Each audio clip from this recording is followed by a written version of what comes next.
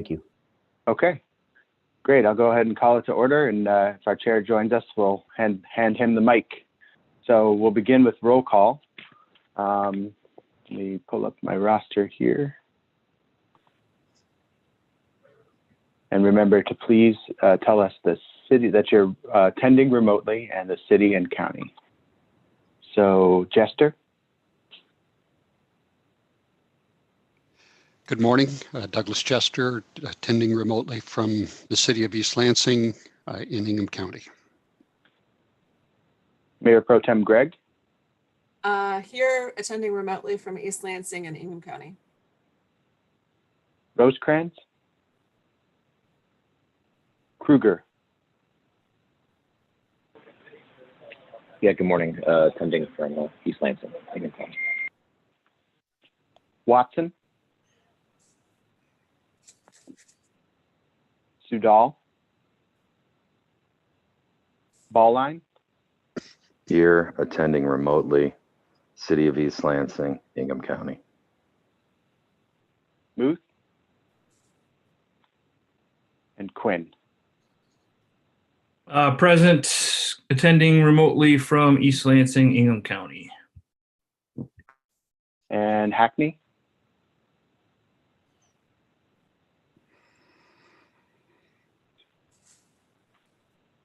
I think we have a quorum.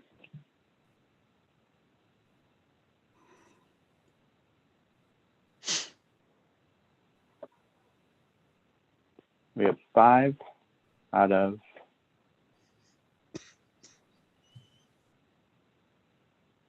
sorry about that. I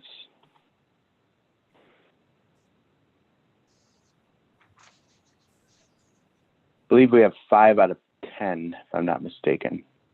So we don't quite have a quorum, but I think we'll move forward. We have some discussion items that I think will be important for the council's consideration, and we will see if our chair joins us and makes a quorum for us. So with that, we'll move on to the next item, which is communications from the public. We do have a memo as part of the packet to establish a 2-minute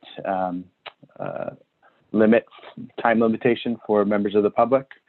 And I guess we can't vote on that because we don't have a quorum, but I'm sure we'd love to take public comment. And if any members of the public are on, if you could please respect a reasonable amount of time limit, we would appreciate it. So with that, I'd open it up. Chad, is there anybody from the public?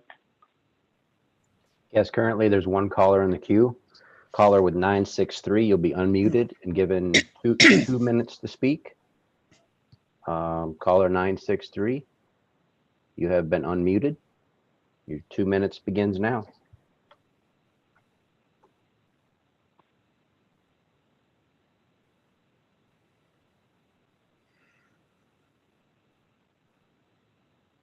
Caller, you've been unmuted. You might need to do, is it *6? Looks like you're now muted. There you go.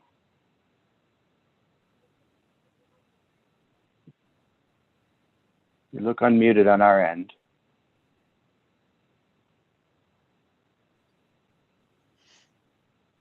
Hi, can you hear me? Yes, we can. Thank you. My apologies. It's Alice Drager. Nothing to say. Just passed me. Thank you. Okay, thank you. That is our public comment. So we'll move on to the next item. Excuse me, Tom, just want to flag that, as I mentioned earlier, I will have to depart at about 9:25, and I realize that creates a challenge in terms of having a quorum. So in the event that Mr. Hackney joins, we probably should manage the agenda accordingly. Okay, thank you for that. And with that, I think we should move from the approval of minutes, since we don't have a quorum, to get right into the year-to-date financial data. If that's okay with everybody. So if you could pull that up. So, you know, like many enterprises in the downtown, our parking system has experienced significant challenges. Just overall, you know, the lots are down. about $540,000, which is about 38% off where we typically would be and where we were in a prior year. There's a couple of bright spots in terms of the new lot. Albert Avenue lot is doing reasonably well, but across the board in terms of the lots, obviously we're down quite a bit, and I think that Sarah will reflect that in the occupancy numbers for the next item. Meters are also down about $30,000 for meters, which is about 45% from where we should be in a typical year. And validations are down almost 2/3, which is consistent with what we're seeing out there in terms of business activity. So that's about $80,000 down. So overall for income, we're in at about $1.2 million of income for the year to date, fiscal year to date, which is off about 36% from where we typically are. So I don't know if anyone has any questions on income or revenues.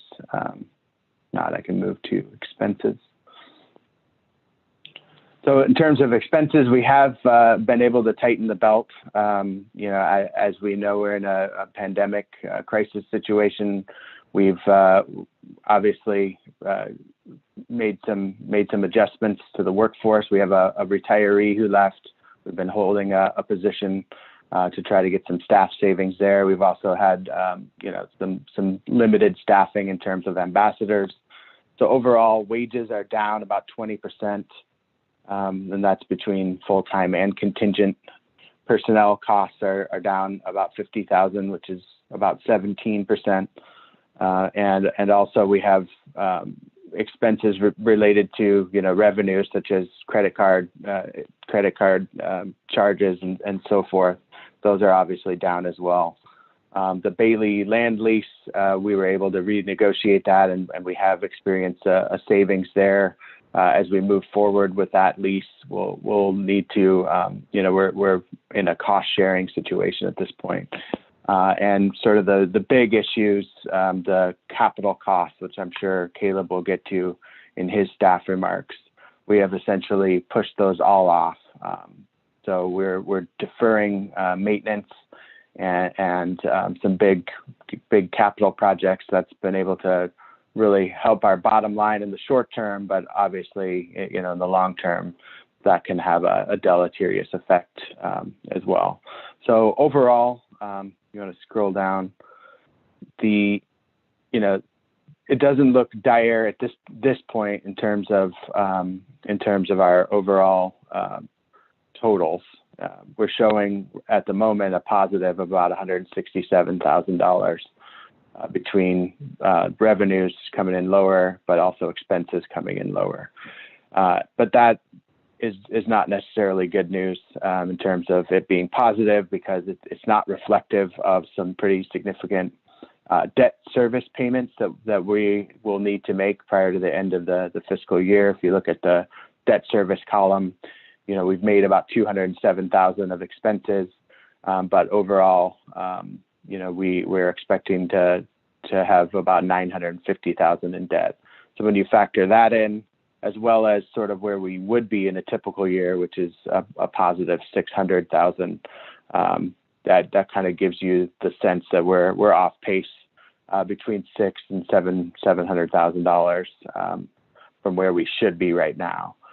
We do have a fairly healthy sort of cash balance, a fund balance, if you will, that will allow us to weather this storm for some period of time. But obviously, just like many other businesses in downtown, we need customers to return, and we're sort of at the mercy of the pandemic situation that we're in, but also have some ideas about some things that we can do that will at least stem the flow a bit, as hopefully we get into a vaccine or some recovery situation and are able to bring our downtown back significantly.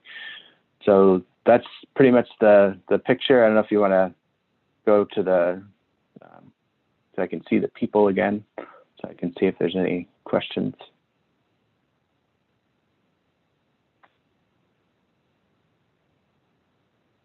No questions.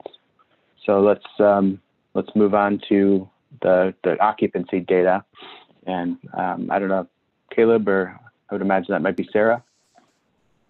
Yeah, actually, I can cover just the very basics of it. I think we have some sheets to show regarding our utilization counts from October.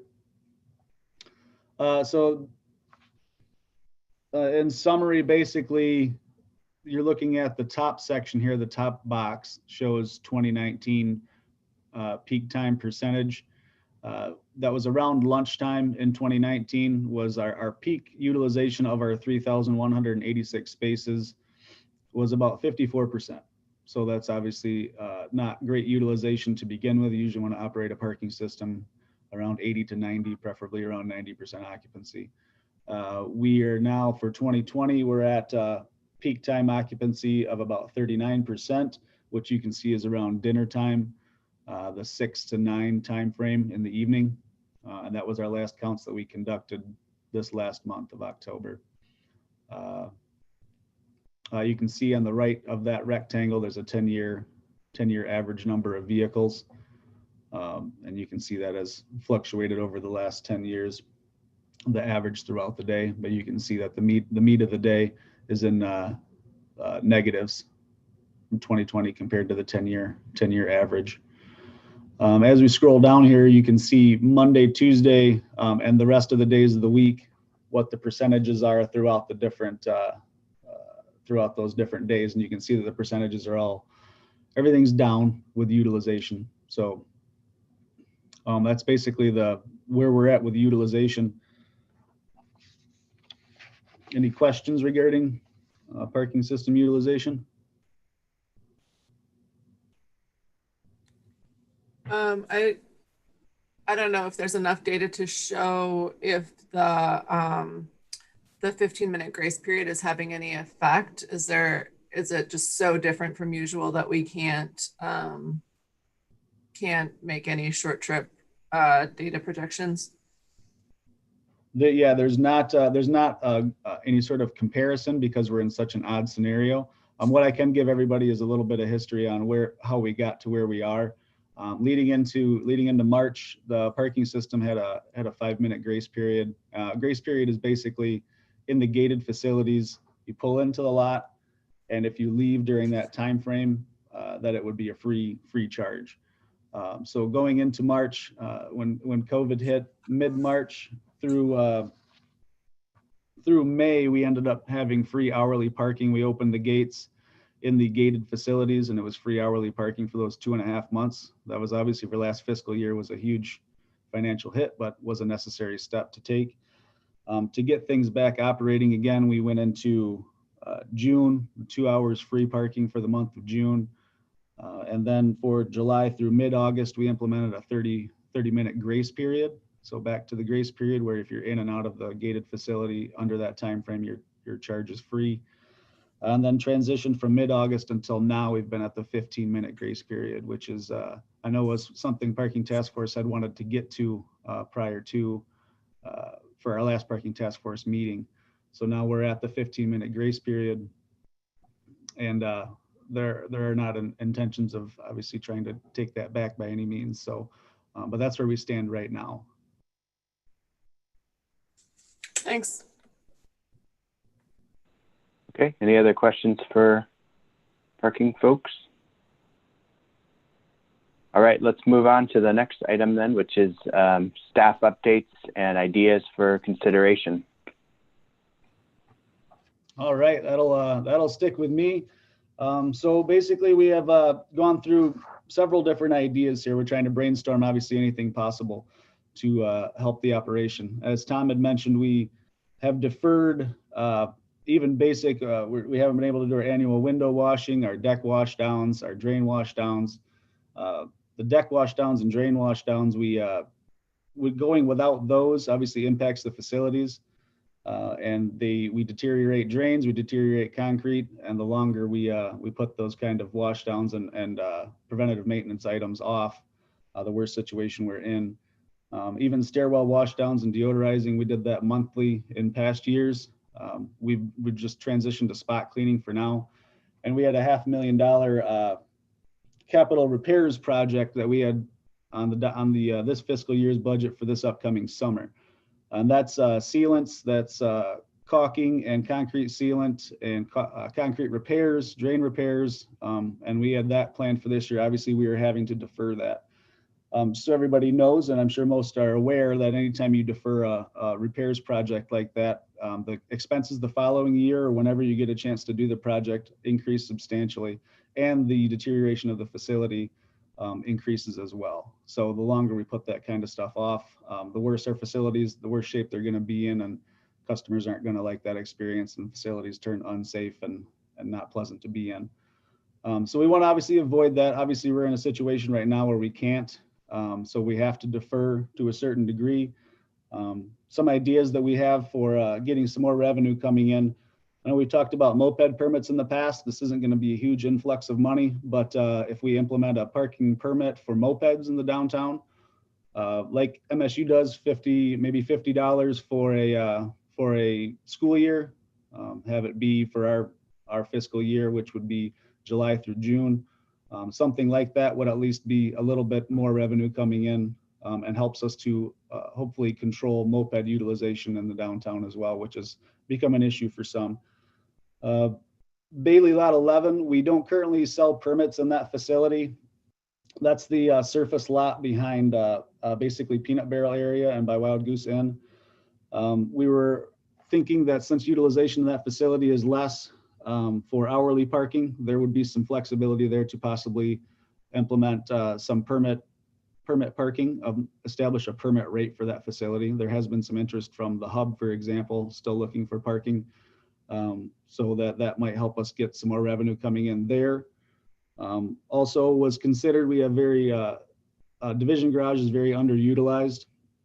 So we were thinking of possibly doing some sort of a discount for that facility in the permit area, which is the upper levels of the garage. The rate is currently $90.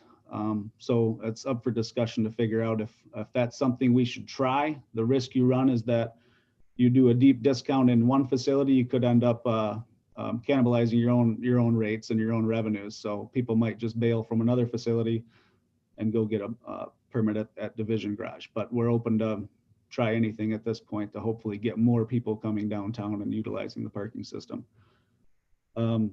We also contribute $5,000 to the downtown management board that's utilized for marketing. Basically anything's on the table right now for parking task force to consider. That was one of the items that we would consider possibly not continuing and not doing if that's a parking task force decision, because every little bit helps. And that would also ultimately go to city council for decision as well. We could get to a point if we defer more maintenance and facilities get bad, we would need assistance. We're an enterprise fund. We would need assistance from the general fund, or asking for whoever to assist with funding the parking system. And we've also considered reestablishing the 54B parking ticket revenue for downtown. I believe it used to be $7 per ticket, and then that was changed. So we were talking, that was a discussion to reestablish a portion of the downtown ticket revenues to go to the parking fund.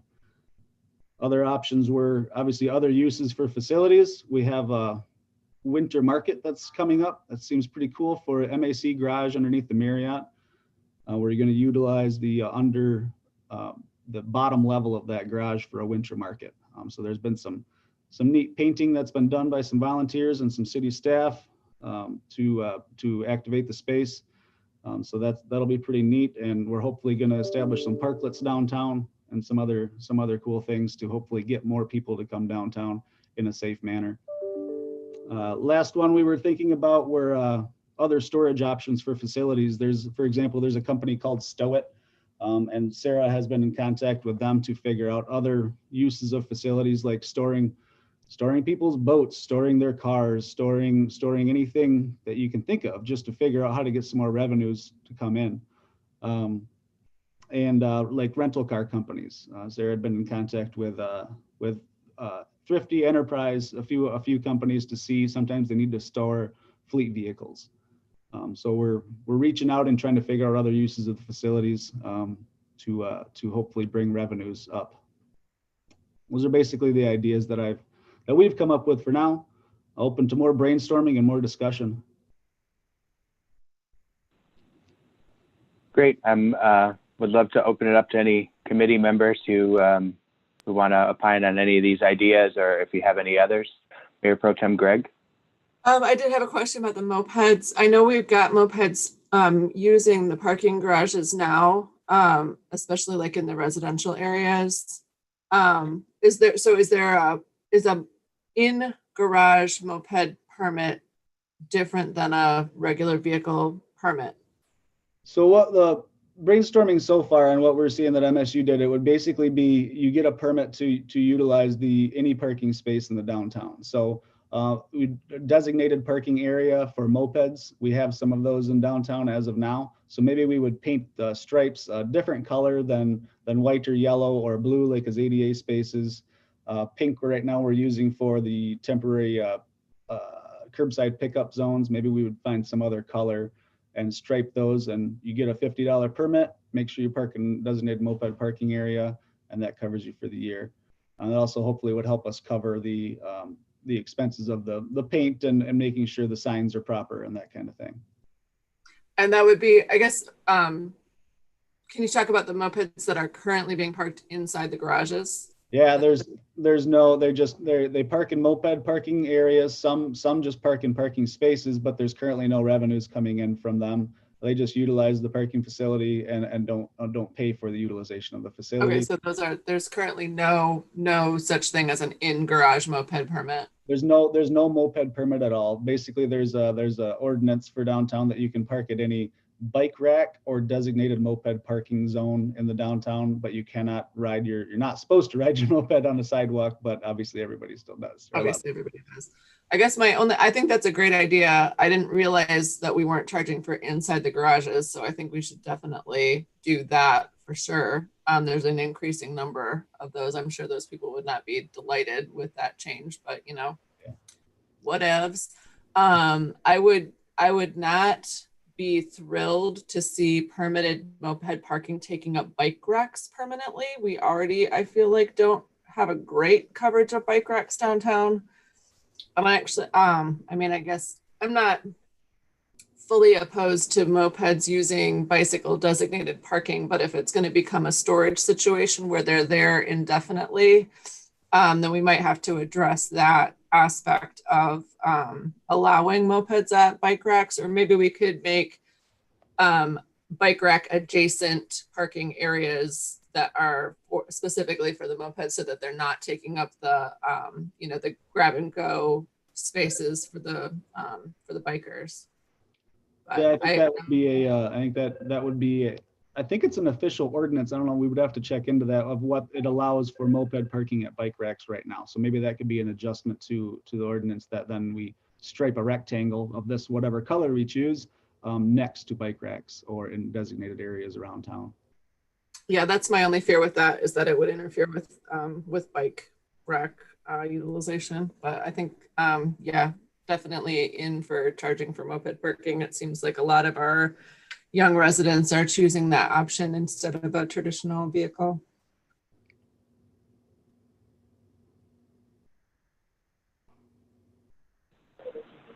Kruger, Mike. Is the city aware of DTN's plans for the lot next door to Crunchies, and that they are going to be selling permits to park in that lot once they bulldoze down the old Bigby? Tom, do you want to field that one? I'm not exactly sure. I've heard a little bit about that idea, but I wasn't sure which direction it's going. I've only heard that is their intent. I have not seen anything official on that, but it's been a week or so since I've talked to Mr. Haywood about that, so it's definitely something we can look into.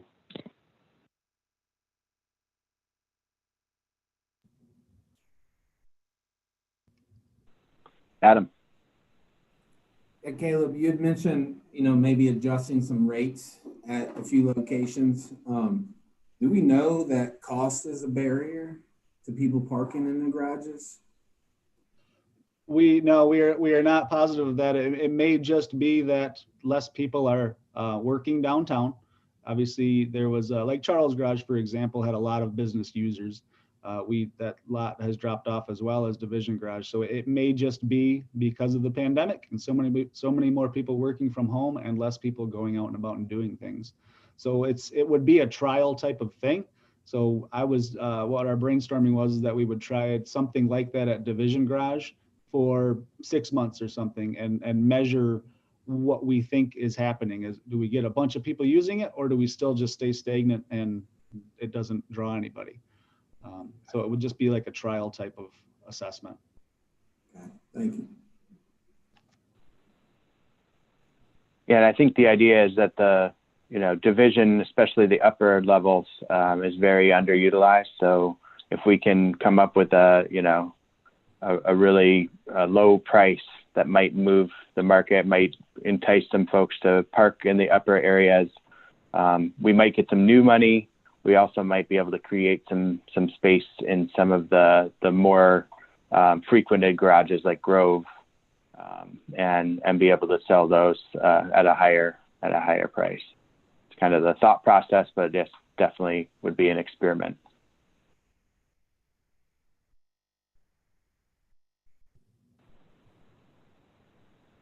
All right, any other members have questions or thoughts? Input on any of the ideas? We also have the selling permits in lot 11, the funding of the DMB that happens, storage uses, any other thoughts on other revenue streams that might be possible and whether they're worth, exploring further? I think the storage idea, I like that. Go ahead. Sorry, Mike, I've used a lot of time. Go ahead. Oh, I just wanted to express my opinion about I don't think that it would be wise to cut the D&D funds because the small budget that the D&D exists with in the first place is already being used to try to bring people downtown and for marketing purposes. And so I think taking that money away, it's just going to, it might pad the bottom line a little bit for parking, but ultimately I don't think it's it's not a long-term solution. I don't know that it would be really worthwhile to do.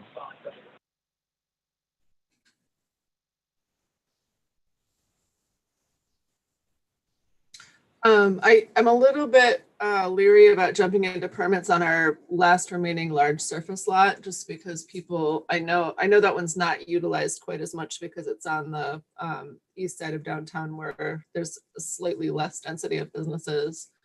Are we still running a temporary curbside pickup space in that lot? Yeah, there are 6 spaces. I believe it's 6. I think it's 6 spaces that are signed and also painted the pink for curbside pickup. And do we know if that's actually being used for that purpose? I saw a motorcycle parked there yesterday and nobody was on it. So other than that, I have not seen much utilization, but they look nice. And hopefully they get used. Sometimes I'm not there all the time, but when I do my facility checks, I have not seen much utilization of them. Only one time that I recall, and it was just so notable. And I think it was peak pandemic before businesses were open for dine-in, but the Qdoba like dine and dash line that was taking up, it was kind of double parked on Grand River there. I think there was like 8 vehicles in a queue to pick up there. I don't know, which is pretty, it was, during the shutdown. So there was not a lot of actual traffic on Grand River. So it wasn't a huge problem at that exact moment. But if that's a trend that we're seeing, that people are using the Grand River side of those businesses for that type of pickup, I don't know how we can reach out to those businesses to educate those drivers since it's such a gig. There's no way really to communicate that through the the dine and dash side would have to do it through the business side to try and get them to encourage their pickup drivers to use those locations. But it would be nice if we could actually follow through with that and get that traffic off of Grand River. If people truly aren't parking there and we think that permits would go, obviously any port in the storm right now, but I think we are still considering that within hopefully a year, 18 months or so, we will be in a different situation pandemic wise. And I'm afraid that if we commit to permits in that lot now, it will be hard to take them away in the future.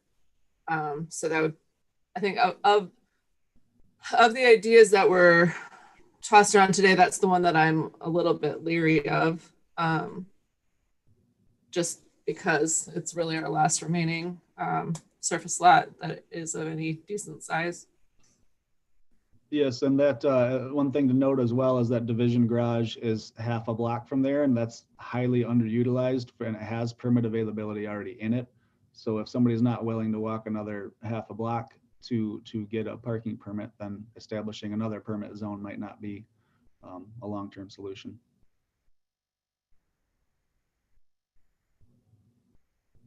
We're just trying to brainstorm everything we possibly can.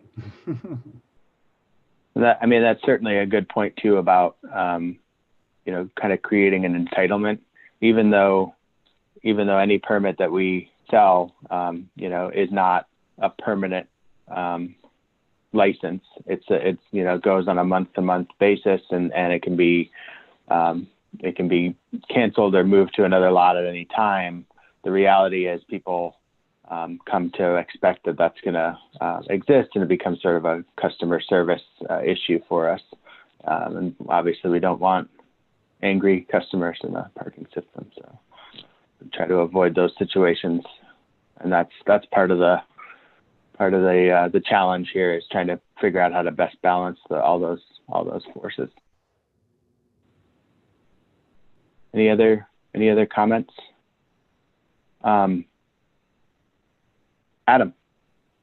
I was just going to say, Caleb, no bias here or anything, but I think you hinted on, giving people a reason to come down through the winter market, through the pop-up parklets.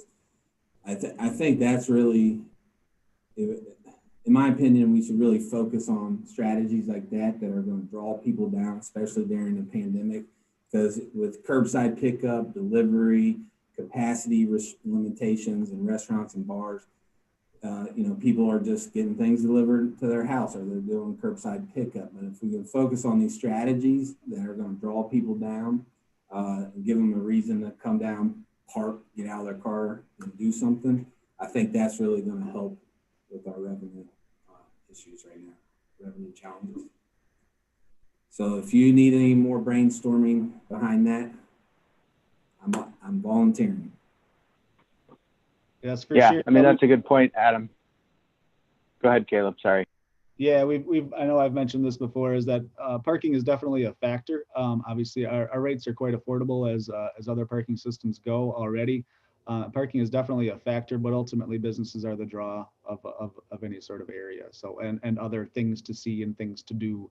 And that is awesome to explore more neat things for people to see and do downtown. So, and with the winter market and some of the other strategies involved in that place project, parking is going to be really emphasized in our marketing strategy.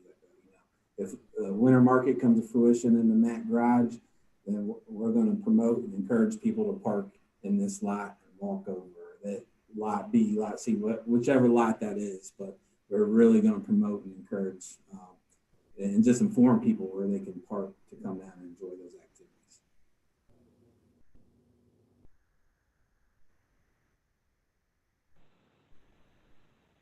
Okay. Any other thoughts in terms of ideas or things for us to explore further? We didn't talk about the expense side. Probably because we kind of feel like there's not much we can do and further. I do want to give a message of support to Sarah and Caleb and the parking team.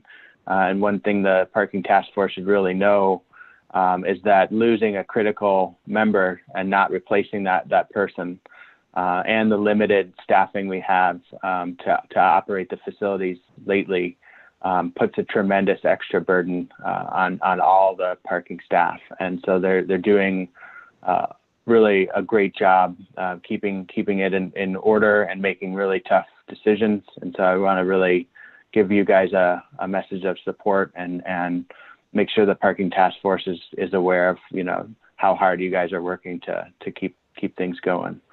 And, you know, Adam, what you mentioned is spot on. You know, we're part of a prosperous downtown is a strong parking system.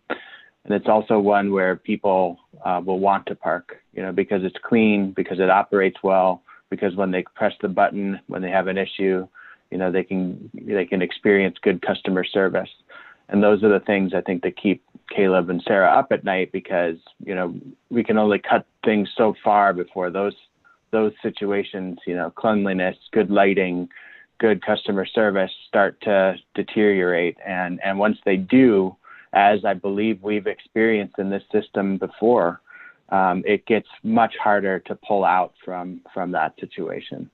So I think there is some logic and some reason in terms of continuing to make some of the expenditures for capital improvements and maintenance that are really tough to swallow right now, because ultimately we do see, you know, coming out of this pandemic, and we want to be prepared for, you know, for customers to return and for them to have a quality experience with our parking system.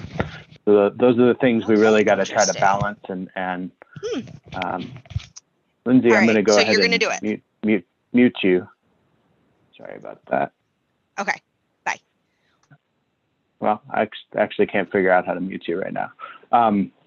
But if there's no other thoughts, I'm happy to kind of move on to the next item. We don't have a quorum, so we can't really make a vote in favor of any of these, but we can certainly transmit any ideas, and we can basically do it based on the conversation we previously had. But I don't know if anyone wants to underscore any of these ideas or you know, have anything else you want us to kind of explore to help shore up the system.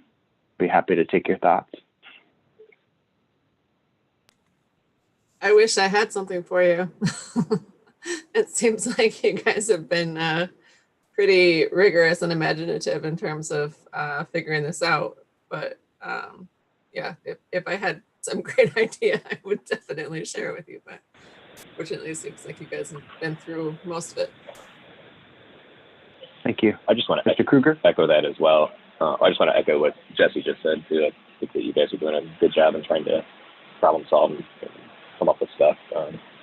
Certainly wish I had an answer for you as well, but I appreciate the time and effort you guys are putting into this, because it's a big deal, and it's not going away anytime soon, but, you know, we're going to have to weather it one way or another. Thank you. All right, any other thoughts? All right, I will let you go. I really appreciate all of you taking the time, and we'll make sure we have a quorum for the next meeting, probably December at this point. So with that, I'll just go ahead and, I guess, adjourn us. Thank you very much. Thank you, Tom. Thanks, everyone. Sorry for my chairman